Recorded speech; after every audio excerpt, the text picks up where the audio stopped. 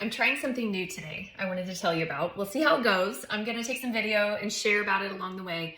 But as I was evaluating kind of this last year and some things I need some help with around the house, it actually comes down to dinner, believe it or not. Yes, we run a food blog, but I feel really overwhelmed like getting dinner on the table every single night. And I really don't like eating out. It costs a lot of money. We never eat healthy when we eat out. So I wanna have homemade meals, but I don't have time and energy.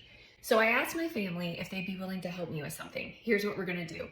I went through what are the meals that our family all likes, that are super easy to prepare from Thriving Home, and that are freezer friendly. So I came up with 8 recipes, and these are ones that I thought, gosh, my family could help me prepare these. So we're gonna do a family freezer prep day, and here's all I did. I asked them to give me 1 hour, just 1 hour in the kitchen, and I'll get it all set up, and then we're all gonna work together. So let's see how it goes. So here's how this went down. You can see that we're all working together. Nobody was fighting, thankfully.